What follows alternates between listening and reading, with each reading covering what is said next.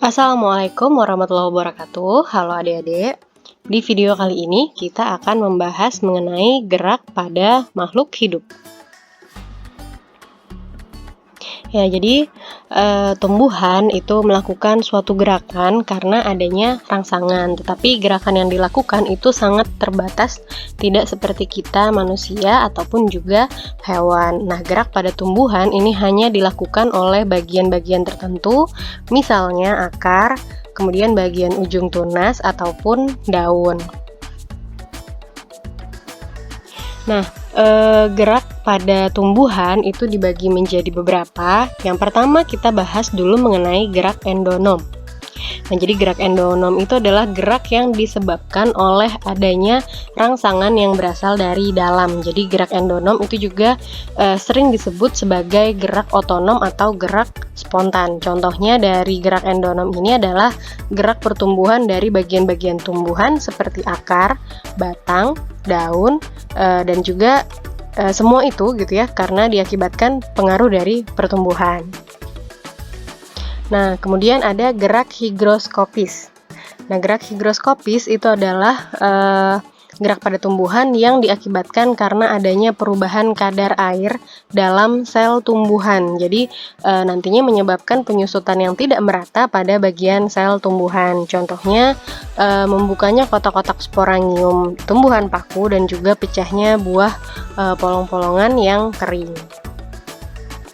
Kemudian selanjutnya ada gerak esionom. Nah, gerak esionom ini gerak yang dipengaruhi rangsang dari luar tubuh atau faktor eksternal.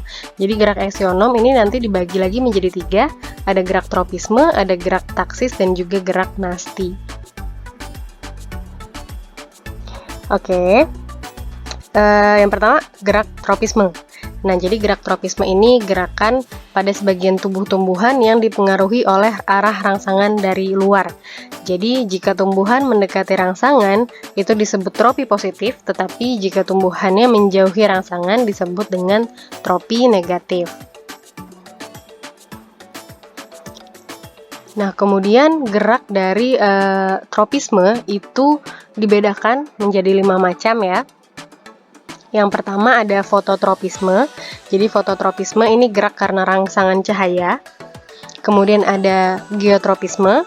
Ini gerak karena rangsangan yang berupa gaya tarik bumi. Kemudian ada hidrotropisme. Ini gerak rangsangan dari sumber air. Kemudian yang keempat ada tigmotropisme. Ini gerak dengan rangsangan berupa persinggungan. Dan yang kelima ada kemotropisme, atau gerak pada tumbuhan dengan rangsangan berupa zat kimia. Nah, selanjutnya ada gerak taksis. Gerak taksis ini gerak seluruh tumbuhan karena adanya rangsangan dari luar. Nah, gerak taksis ini dibedakan menjadi 2, ada fototaksis dan juga ada kemotaksis. Kalau fototaksis itu adalah gerak seluruh tubuh tumbuhan dengan rangsangan berupa cahaya. Contohnya di sini ada gerak dari Euglenas sp yang selalu mendekati cahaya.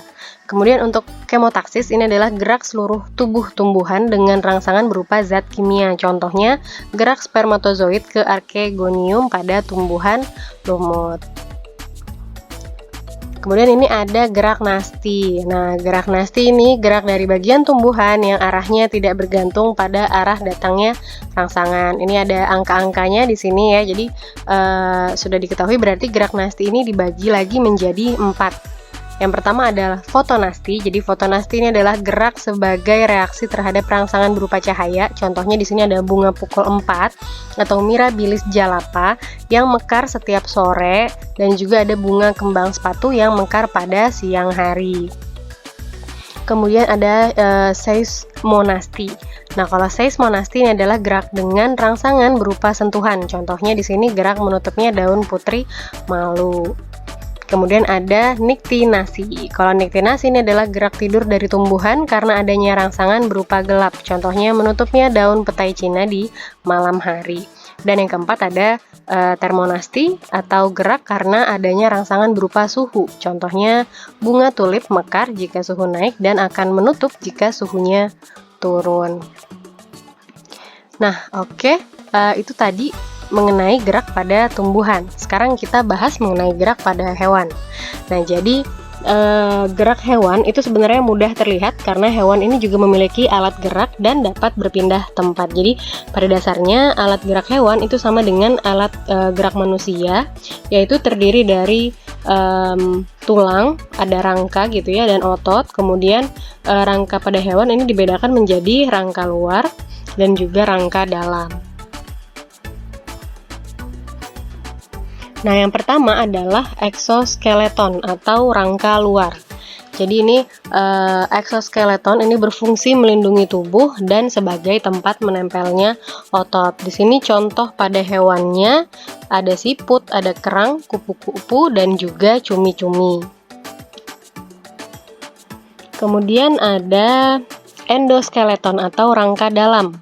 Nah, jadi ini endoskeleton ini struktur tulang keras atau tulang rawan di dalam tubuh organisme yang fungsinya sebagai pelindung dan juga penopang tubuh serta tempat menempelnya otot.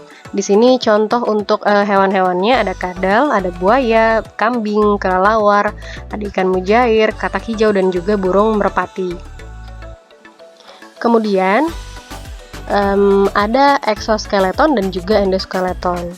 Jadi ini keduanya ya, dan ini dimiliki oleh hewan seperti kura-kura dan juga penyu. Jadi cangkang yang menutup bagian punggung itu disebut karapas, sedangkan cangkang yang menutup bagian perut disebut dengan plastron. Oke, materi mengenai gerak pada makhluk hidup sudah selesai. Terima kasih sudah disimak dengan baik materinya. Jangan lupa tetap semangat dalam belajar dan juga jaga selalu kesehatan kalian ya. Saya akhiri video ini. Assalamualaikum warahmatullahi wabarakatuh.